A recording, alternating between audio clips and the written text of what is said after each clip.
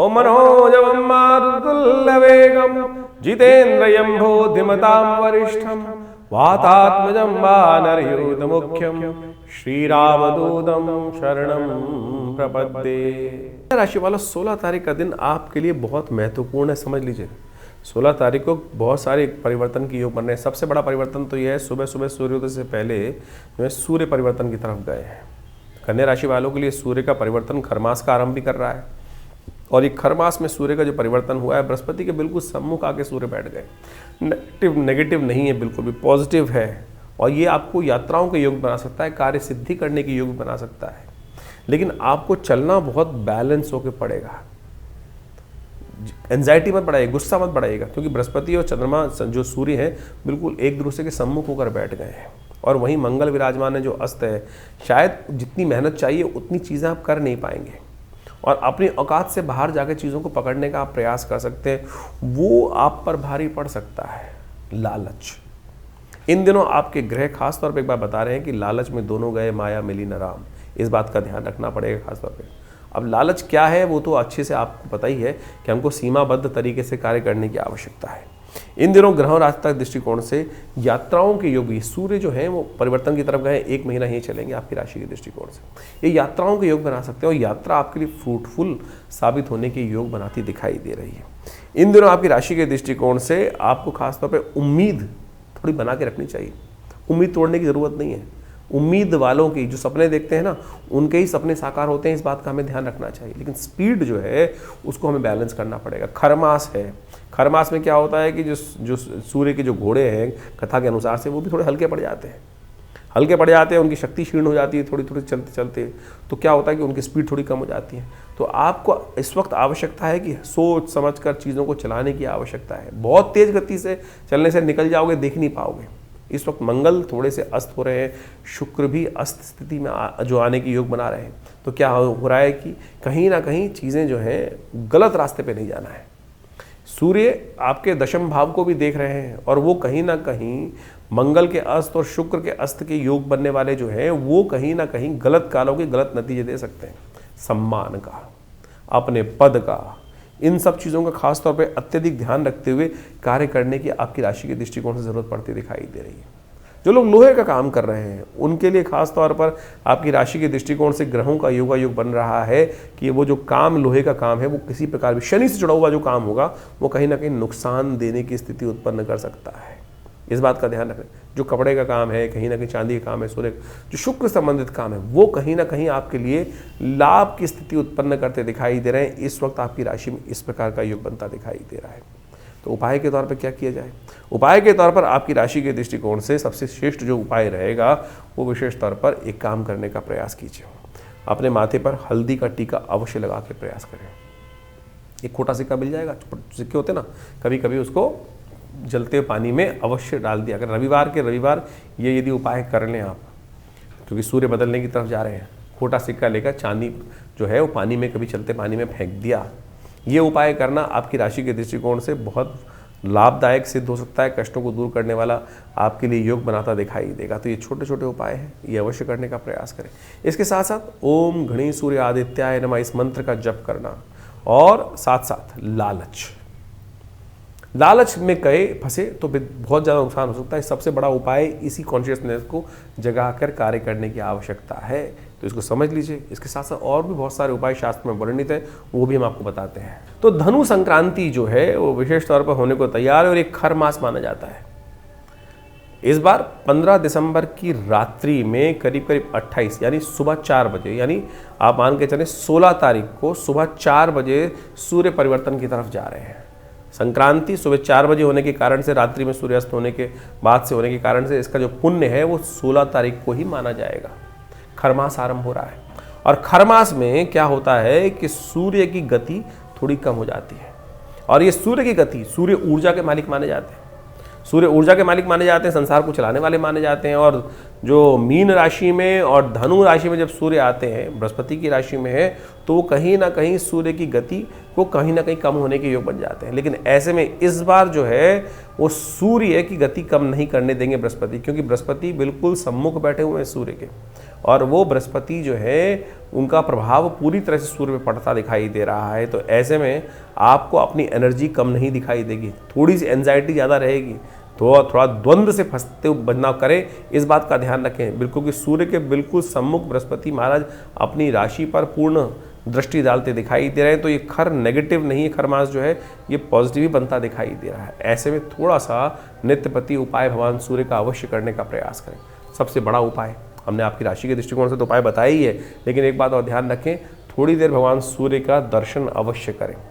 हो सके तो एक तांबे के लोटे में थोड़ा जल लेकर और उसमें एक पीला पुष्प और साथ में थोड़ी सी रोली, लाल रंग की रोली जो मिलती है उसको डाल लीजिए और भगवान सूर्य का दर्शन करते हुए ओम अहे सूर्य सहस्त्रांशो तेजो राशि जगतपदे अनुकंपाय माम भक्ता गणहर्गम दिवाकरम भास्कराय नमः दिवाकराय नमः सूर्याय नमः, इन्हीं मंत्रों के द्वारा आप भगवान सूर्य को नित्यपति अर्घ देने का प्रयास करें। और ऐसे में कहा जाता है कि धनु की जो संक्रांति होती है उस समय में गर्म कंबल का दान, कपड़ों का दान, चप्पल का दान, जूते का दान, तिल का दान, गुड़ का दान यदि ब्राह्मणों को किया जाए, जरूरतमंद लोगों को किया जाए, तो भगवान सूर्य के जितने भी कमज़ोर स्थिति ज्योतिष में बनी हुई है उन सबको ठीक करने की स्थिति बहुत बढ़िया उत्पन्न हो जाती है। तो ये छोटे छोटे उपाय हैं, इनको अवश्य करने का प्रयास कीजिए। देखिए परिवर्तन की स्थिति अवश्य आपके लिए सूर्य जो है इस बार हमने कहा नेगेटिव नहीं है, पॉजिटिव बनकर आ रहे हैं। तो इनका प्रभाव यदि मिल जाए, क्योंकि बृहस्पति की राशि में है, बृहस्पति से दृष्ट है, तो ऐसे में ये उपाय जो हमने आपको कहे हैं छोटे हैं लेकिन बिल्कुल बहुत बढ़िया लाभ आपको देने के योग बनाने वाले हैं। कन्या राशि वालों 17 तारीख के दिन ग्रहों का योग क्या है दिसंबर के दिन वो भी जान लीजिए। त्रयोदशी तिथि उस दिन विद्यमान है, प्रदोष का योग बन गया है और साथ साथ इस दिन ग्रहों ने जो परिवर्तन की स्थिति चली है वो आपके लिए खास तौर पर इस बात का ध्यान रखने की ज़रूरत है कि इस बात का विशेष तौर पर जो हम समझाने जा रहे हैं कि बहुत ज़्यादा सामाजिक कार्यों में ना फंसिएगा। आमतौर पे क्या होता है कि बहुत सारे लोग समाज की तरफ हुए या कहें ये भी कर लो, ये भी कर लो, ऐसे भी कर लो। लोग आते हैं, हमारे काम को यूटिलाइज़ करने का प्रयास करते हैं, हमें समय को यूटिलाइज़ करने का प्रयास करते हैं और हमारे को कुछ नहीं मिलता है। ऐसे में ये समय ऐसा है कि थोड़ा सा स्वार्थी बनकर चीज़ों को समझना और चीज़ों को लेने की ज़रूरत पड़ेगी। तो थोड़ा स्वार्थ को सिद्ध करने के लिए थोड़ा समय का सदुपयोग करते हुए कार्य करने की आपके लिए खासतौर पर ज़रूरत है। इन दिनों शायद आपके लिए मंगल जो अस्त है और शुक्र भी साथ में जो स्थिति में चल रहे हैं अस्त अवस्था में, उसके कारण से क्या है बहुत सारी चीज़ों में लोग आपको दबाने का प्रयास कर सकते हैं। लोग अननेसेसरी आपकी इंसानियत का नाजायज़ फ़ायदा उठाने का प्रयास कर सकते हैं। ऐसे योग बनते दिखाई दे रहे हैं। तो शरण चलिए भगवान की। प्रदोष है, बुद्ध प्रदोष बन रहा है, साधारण प्रदोष नहीं, बुद्ध प्रदोष है। तो शाम के समय भगवान शंकर के मंदिर में जाकर अवश्य एक काम करें, थोड़े बिल्वपत्र के पत्ते भगवान को अर्पित करने का प्रयास करें, तो सब्जी इत्यादि भगवान को अर्पित करने का प्रयास करें, खीरा लेकर भगवान के मंदिर में रख दीजिए। तो ये आपके लिए, और हो सके तो भंग विजया यदि मिल जाए, विजय का रस लेकर भगवान का अभिषेक करना, ये भी आपके लिए बड़ा कल्याणकारी योग बना सकता है, चीज़ों को ठीक कर सकता है। 18 तारीख का दिन बृहस्पतिवार का अवसर है, चतुर्दशी तिथि विद्यमान है, मासिक शिवरात्रि का सुंदर योग बन रहा है। ग्रह नक्षत्रों के दृष्टिकोण से मन थोड़ा हल्का दिखाई देता है। संसार की बातें मन को अंदर तक तोड़ती दिखाई दे रही हैं, छोटी छोटी बातें मन के अंदर आघात कर सकती हैं, ऐसा योग आपके लिए बन रहा है। या बहुत सारी चीज़ें होती हैं, देखिए हमेशा शीशे के जो आईने के दो रुख होते हैं, वो विशेष तौर पे कई बार क्या होता है किसी की सच्चाई सामने आ जाती है।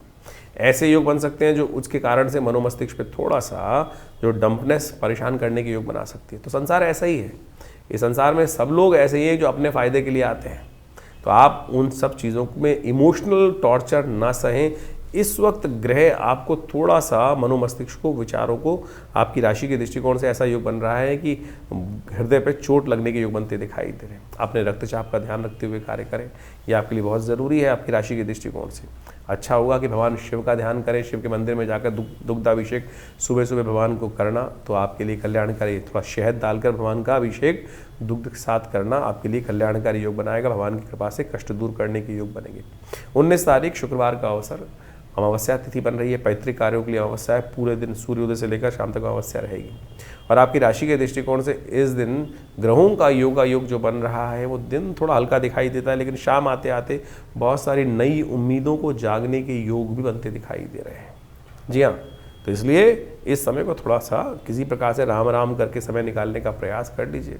ज़्यादा किसी चीज़ में लिप्त मत होइएगा। बहुत ज़्यादा किसी चीज़ में इमोशनल पॉइंट ऑफ व्यू से लिप्त होना कहीं ना कहीं आपको इमोशनल परेशान करने के योग दे सकता है। तो उसके बाद दिन आता हुआ समय बहुत बढ़िया आपके लिए बनता दिखाई दे रहा है। शाम आते आते नई उम्मीदें जागने के योग बन सकते हैं। दिन थोड़ा हल्का है, लेकिन शाम के बाद से आने वाले 2-3 दिनों में कई कार्यों को ठीक करने के लिए स्थितियां कई प्रकार से आपके लिए रास्ते बनाते दिखाई देंगी। इस दिन अवश्य पितरों के निमित्त कार्य करने का प्रयास करें।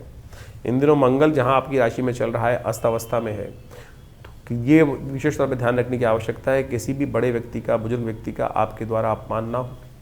सम्मान करने का प्रयास कीजिए सबसे पहले। गलती से भी यदि होगा तो कहीं ना कहीं वो कष्ट भारी पड़ सकता है आपके लिए, आपका दुर्भाग्य का उदय कर सकता है। अपने पितरों के निमित्त अवश्य भोजन दान करने का प्रयास करना चाहिए, गायत्री का जप करने का प्रयास करना चाहिए। गौशाला में जाकर थोड़ा बहुत जो कुछ दान हो सकता है वो अवश्य करने का प्रयास करें, वो आपके लिए अच्छा रहेगा। बात कर लेते हैं 20 तारीख की।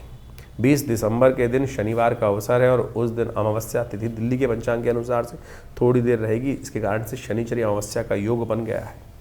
ऐसे में शुक्र भी परिवर्तन कर रहे हैं, मंगल के साथ अस्त अवस्था में ही योग बना रहे हैं। शुक्र, मंगल और साथ में जिस प्रकार के ग्रहों का योग बन रहा है, ये आपकी राशि के दृष्टिकोण से सूर्य के साथ विराजमान होकर जो स्थितियाँ बन रही हैं वो बहुत विशेष योग आपके लिए बना रही हैं।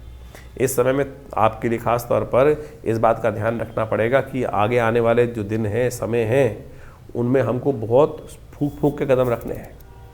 सूर्य ने मंगल को भी अस्त कर रखा है, सूर्य ने शुक्र को भी अस्त कर रखा है। और जो गलत लोग विचार करने वाले लोग हैं वो कहीं ना कहीं हमको, वो कहता है ना, हम तो डूबेंगे सनम, तुमको भी लेके डूबेंगे। ये स्थितियाँ बहुत सारी हो सकती हैं। तो यात्राओं के योग हैं, यात्राओं की तरफ जाते दिखाई दे रहे हैं और कहीं ना कहीं आपकी राशि के दृष्टिकोण से खुद अच्छे संपर्क को साधने के योग भी बन सकते हैं, चीज़ें अच्छी हो सकती हैं। लेकिन शनि से बच के रहना, शनिवार के दिन शनिचरी अमावस्या का योग बन रहा है, तो ऐसे में अच्छा है कि आप शनि का उपाय लगातार करते रहें। शनि के स्तोत्र का पाठ करें, शनि के मंत्र का जप करें और हो सके तो शनि का मंत्र ओम प्रांग प्रींग प्रोंग से शनिश्चराय नमः, इसका स्तवन करना आपके लिए कल्याणकारी रहेगा। शनिवार के दिन शिव मंदिर में जाकर थोड़ा तिल दूध के द्वारा अभिषेक करना भी आपके लिए अच्छा रहेगा। तो इस प्रकार से आपने राशियों का जो प्रभाव समझा, उसके अनुसार से आपके दिनों पर दिन किस प्रकार से ग्रहों की चाल रहेगी, उसके अनुसार से अपने जीवन के कार्यों को हमें करने का प्रयास करना चाहिए। ज्योतिष एक प्रत्यक्ष विज्ञान है। ज्योतिष के अनुसार से इस बात को हमको अच्छे समझ लेना चाहिए कि जो प्रभाव है वो विशेष तौर पर कहीं ना कहीं वो छाया पड़ रही है, वो सूर्य परिवर्तन की तरफ जा रहा है। जैसे बड़ा परिवर्तन होता है ना, जैसे गर्मी, सर्दी, बरसात, ये सब प्रभाव होता है तो प्रकृति पर इसके अनुकूल से प्रभाव पड़ते हैं। अब व्यक्ति विशेष के ऊपर से किस प्रकार का प्रभाव पड़ने के योग बनने हैं वो विशेष तौर पर समझने की आवश्यकता है। जैसे क्षेत्र के अंदर बारिश हो रही है, उस क्षेत्र में हज़ारों लोग रहते हैं, करोड़ों लोग रहते हैं, लाखों लोग रहते हैं, उनके अपने अपने प्रभाव हैं। किसी के लिए वो वृष्टि अच्छी है, किसी के लिए वो सर्दी अच्छी है, किसी के लिए वही सर्दी रोग कारक हो जाती है। तो ये सारा का सारा बाइफिकेशन जो है वो राशियों के अनुसार से हम समझ सकते हैं, अपनी इंडिविजुअल जन्मपत्री के अनुसार से। जितना इसको सूक्ष्म करते जाएंगे ज्योतिष को, उतना ज़्यादा ज्योतिष की गणनाओं का प्रत्यक्ष चमत्कार हमको अपने जीवन में देखने को मिल सकता है। तो इसलिए बहुत सारे लोगों के प्रश्न लगातार हमारे व्हाट्सएप पे भी आते रहते हैं और बहुत सारे लोग व्हाट्सएप पे वैसे भी भेजते रहते हैं कि हमारे जन्मपत्री के अनुसार से क्या कुछ जानना है। देखिए, जन्मपत्री को वृहद वर्णन करना परम आवश्यक है। देखिए, ऐसा कई बार क्या होता है कि हम सब लोग नेगेटिव चले जाते हैं ज्योतिष के अनुसार से। हमारे जीवन में हमें पता चला कि कुछ कष्ट के योग हैं, तो हम कहते हैं फिर ये बायस है, गलत है, कुछ ना कुछ। लेकिन देखिए, सब कुछ कर्म के हाथ में है। कर्म प्रधान विश्व रच रखा। जैसे आपके जीवन में जो भोग बन रहे हैं, जो कुछ योग आपके समक्ष आ रहे हैं, वो सब कर्म का ही प्रभाव है। शुभ कर्म करेंगे तो शुभ फल आएगा और अशुभ करेंगे तो अशुभ का योग बनेगा। तो इसी प्रकार से आपके जीवन में यदि कोई ग्रहों का अशुभ प्रभाव बनकर आ रहा है, उसको ठीक करने के लिए सही कर्म, सही दिशा पकड़ना ही वास्तविक तौर पर सही कर्म करना है। तो उसके अनुसार से हमारे किए हुए जो दुष्कर्म है वो कहीं ना कहीं शुभ में परिवर्तन करने का योग बना लेते हैं। इसलिए भयावह चिंता ना करें। बहुत सारे लोग चिंता में फंस जाते हैं, किसी कुंडली में कुछ अशुभ योग आ गया, कोई केमुद्रम योग आ गया, कोई मांगलिक योग आ गया। तो पहले तो मांगलिक योग का ये समझ लें कि नेगेटिव योग है ही नहीं भाई। बहुत सारे लोग जबरदस्ती डरने का प्रयास करते हैं। कुछ लोग ज्योतिष के दृष्टिकोण से पितृदोष का हंगामा मचा देते हैं। अरे ज्योतिष में कहीं ज्योतिष का विषय पितृदोष है ही नहीं। अध्यात्म का विषय भी पितृदोष नहीं है। ज्योतिष की गणनाओं को देखकर, चार्ट को देखकर कोई ये कहे कि आपकी कुंडली में पितृदोष का योग स्थिति है तो बिल्कुल नहीं पता चल सकता। बिल्कुल ऐसा कोई योग नहीं। हाँ, इस प्रकार के योग बनते हैं कि कैसे लोगों को सावधान रहना चाहिए, कैसे आपको अपने जो कर्म है वो ठीक करने का प्रयास करना चाहिए। तो यदि आप ये मान के चलें कर्म का, जैसे आप सोचें कि आपके सामने आपके बड़े आ रहे हैं, पिता आ रहे हैं, कोई आ रहा है, अमावस्या आई या कोई स्थिति हुई और उस समय आपने उनके प्रति जो दायित्व कर्तव्य था वो नहीं किया, एक पितृदोष कैसे बनता है। आप मान के चलें आपने किसी बुजुर्ग व्यक्ति को कुछ उल्टा सीधा कह दिया और उसके मन से कुछ परेशानी हुई, तो आप समझें ये ऋण आप पे चढ़ गया, कर्म का दोष आपके जीवन में हो गया। और यही वास्तविक तौर पर जो कुछ दोष हैं वो बनते हैं। और ये कुंडली के अनुसार से बोलना कि भाई आपकी कुंडली में तो पितृदोष का योग बना हुआ है, तो ये बिल्कुल गलत है, फालतू की बात है। तो आप अपने कर्म को सुधारने का प्रयास करें, सही दिशाओं में कार्य करने का प्रयास करें, और जो कुछ कार्य हम आपको बता रहे हैं, आपकी राशि के अनुसार से योग बन रहे हैं, आपकी जन्मपत्री के अनुसार से योग बन रहे हैं, उनको करके तो देखिए। हमने प्रत्यक्ष चमत्कार एक नहीं हज़ारों बार देखे, हज़ारों बार देखे हैं, और बहुत ज़बरदस्त तरीके से जीवन के कष्ट दूर होने के योग बनते हैं। तो इसलिए अपने कर्म को सुधार कर सही दिशा पकड़ें, जन्मपत्री को समझने का प्रयास करें। बहुत सारे लोग कहते हैं हमारे पास जन्मपत्री नहीं है, हमारे को राशि ही नहीं पता है। तो आपकी नाम की राशि भी तो है, आपके नाम के अनुसार से आप जान सकते हैं कि कौन सी राशि आपकी बन रही है। राशियाँ कई प्रकार की हैं, जन्म की राशि, सूर्य की राशि, चंद्रमा की राशि, लग्न राशि, और तो और उसके बाद आपकी कुंडली में जो नाम से आपके राशि चल रहे हैं वो योग।